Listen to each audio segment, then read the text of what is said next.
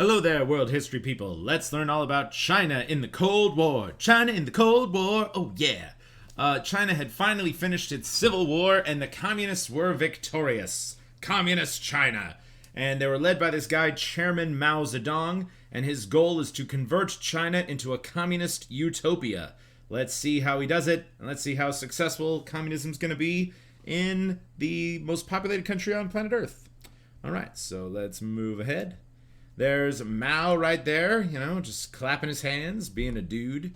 To not have a correct political point of view is like having no soul. Alright, there's gonna be some mind control kind of stuff going on there for sure. Here's Mao just being the son of China. Here's Mao getting his face carved into a mountain, Mount Rushmore style. And then here's a big old golden statue of Mao, supposedly where he was born in a rice field in China. So I'm pretty sure that's like solid gold. So wow, pretty impressive. Okay, so Chairman Mao was worshipped like a god by the people of China, and he mandated that every person carry a red book of his quotes to prove their loyalty to communism.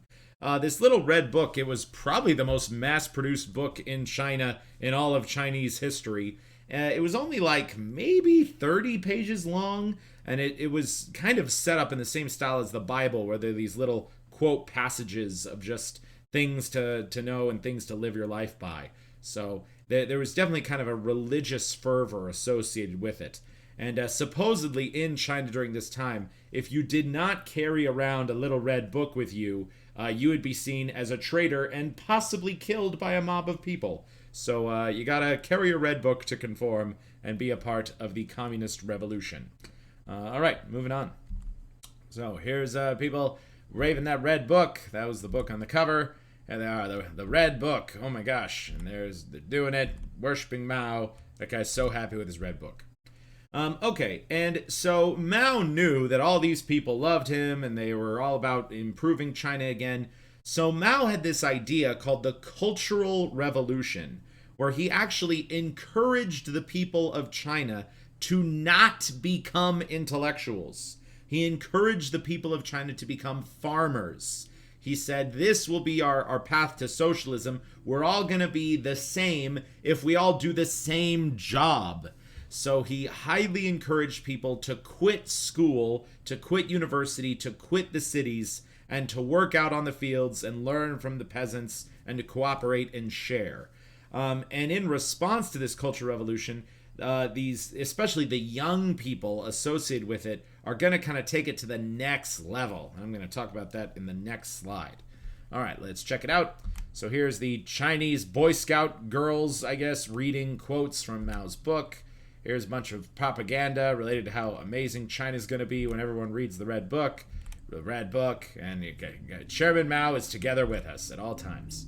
Okay, yeah, I knew this was coming. So young Chinese enforced this cultural revolution, and they said all elements of the past, anything relating to Western culture, to the old emperor of China, to the Japanese, to all these people that did us wrong in the past, we have to destroy it. So young people got sledgehammers and they went all over China and just destroyed all aspects of China's past. They burned libraries, they destroyed old temples, and they were like, this is a fresh start for China, hitting the reset button. Mao's gonna lead us to a more equal, better world. They also closed all of the universities, and they would go into the cities and they would find anybody who knew European languages, who spoke English, who associated them with the Japanese during the occupation. They targeted them hard. And a lot of these people were publicly shamed. Here's a lot of pictures of those. Like, these people were forced to stand in the public square. This reads like, I am a capitalist. Like, I worked with the evil Americans. And it was some pretty hard stuff. And a lot of these people also did end up getting killed. And the people who were doing these killings and who were ratting people out were largely the teenagers and the young people who took Mao's religious devotion to the next level. So it's some pretty scary stuff. All right, so there they are, smashing the past, shaming people in public, making it happen there, carrying that red book through the streets. Here's little communist girl. Here they are murdering people. So rude. All right. So after the Cultural Revolution thing, now there's all these people living out in farms. And Mao, he kind of surrounded himself by a bunch of people who were yes men, okay? Like everybody who was in kind of Mao's inner circle was somebody who fully believed that religious devotion to him, who trusted him without question. And Mao said, what can we do to improve agriculture production in China? I want to do sort of like the same thing the Soviet Union did, where they grew all this extra food and they sold it around the world, and then they improved their country and had more industry and caught up with other countries economically. So Mao had this strategy he called the Great Leap Forward. He said all good communists in China need to pledge to increase their food crop by so much, but a lot of people pledged that they would quadruple the amount of food they normally grow each year, and that they would give half of their food or more of their food to Chairman Mao so he could improve China's economy. But however, Mao thought that if people just had more devotion and really believed in themselves, that somehow more food would grow on their land. And if anyone has ever planted anything before, well, the ways you can grow more food are if you use more fancy techniques, more fancy seeds, or if you use more land. But the Chinese didn't use any new land, and they didn't have any new techniques. So when these Chinese, they're just going to take, on land that would normally accommodate 10 rice stalks, they're going to plant 40 rice stalks on that land. And what happens in many of these farms is nothing grows.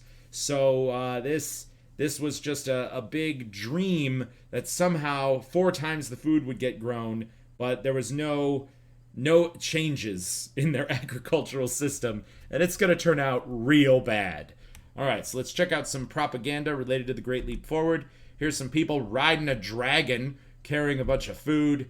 Here's a bunch of people getting so excited that China's making all this food. I love the dude riding the rocket in the background there. Like, that would totally be me, by the way. Here they are, like, sharing some platters of food around China. Overplanting, it's a problem. And, well, Mao did actually send some of those city people to work some brand new land. He sent them to the Gobi Desert in northern China. And, well, it's a desert, okay? It's kind of hard to grow food there. But somehow Mao was convinced that with enough devotion, the people could do it. All right, but so the Great Leap Forward is probably the greatest government planning disaster in the history of the world.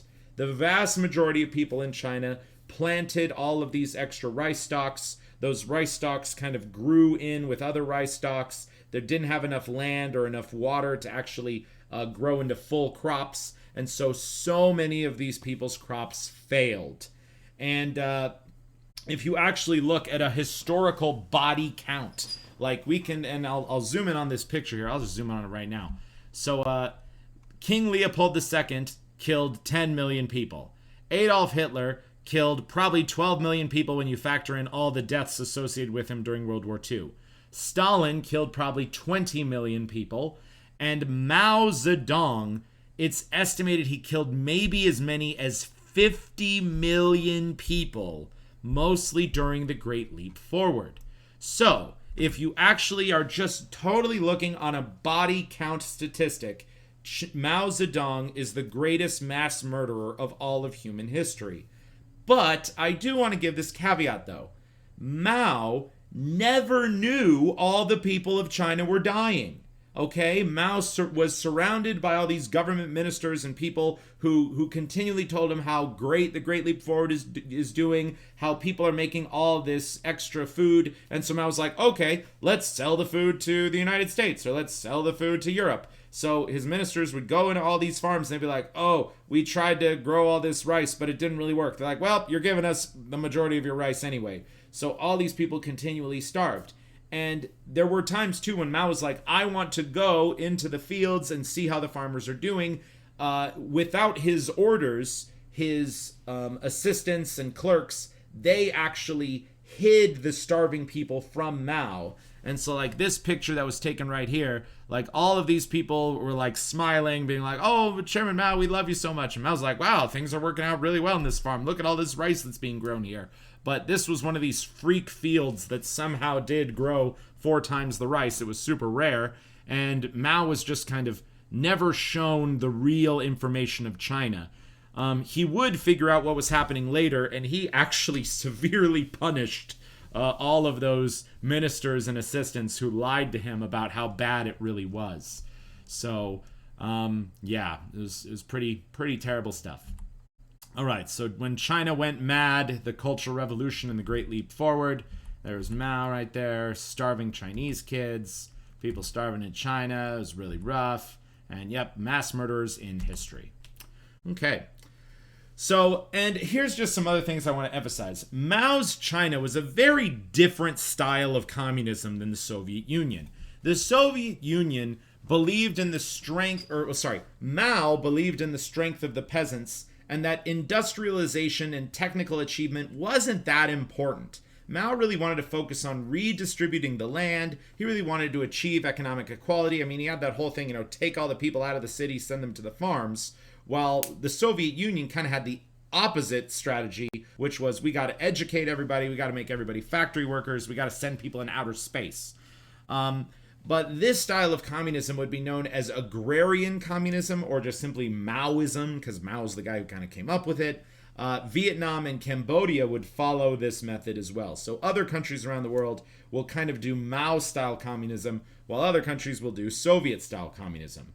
But as soon as the Soviet Union realized that Mao was kind of taking communism in this agriculture direction, the Soviet Union got kind of pissed, actually. They're like, no, this isn't what communism is supposed to be. Communism is supposed to be our style. Our style is more closely related to Karl Marx. So this would cause a lot of tension between China and the Soviet Union. All right, moving on.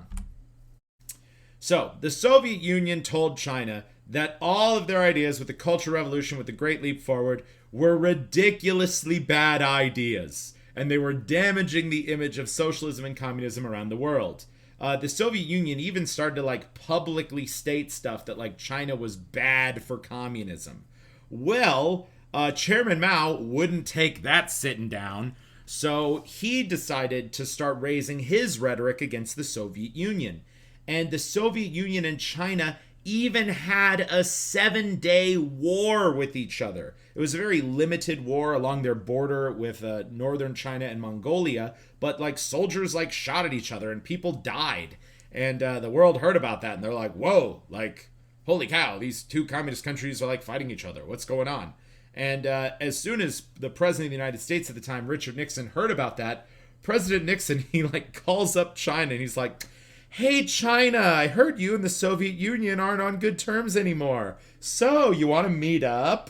And President Nixon famously became the first U.S. president to ever visit China. And he set up this kind of economic relationship with China where America and China would start kind of getting along and have some economic relations with each other.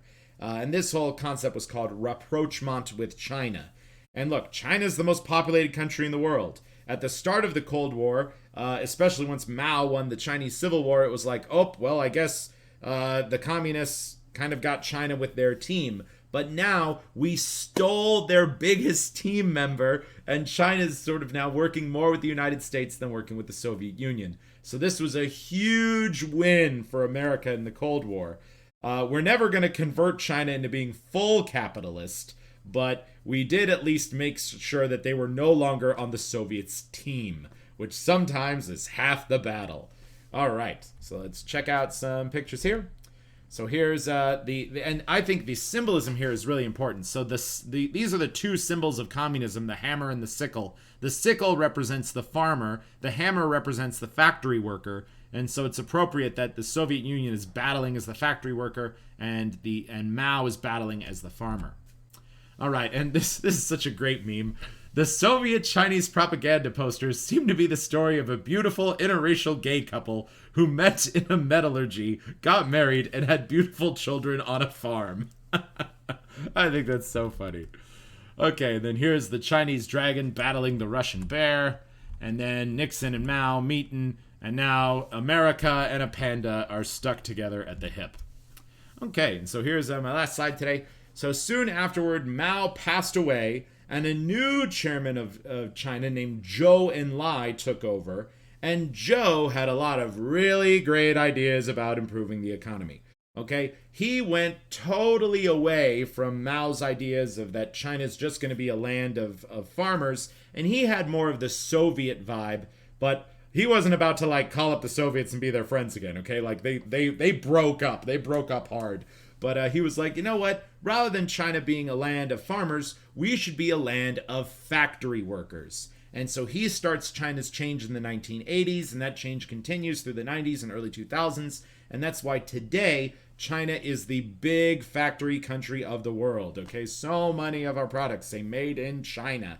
And also, Zhou Enlai started to take China a little bit away from the communist path. Like, China still is by name communism, but in reality, they're this kind of half communism, half capitalist system, which is still what they're doing right now. All right. So Zhou Enlai moving China into a new way. And here's people making shoes in China. China's now building up their cities. And here's Barack Obama and Xi Jinping, the current president of China, working together to make the world better. All right, and I'll do this one in the next video. Peace out.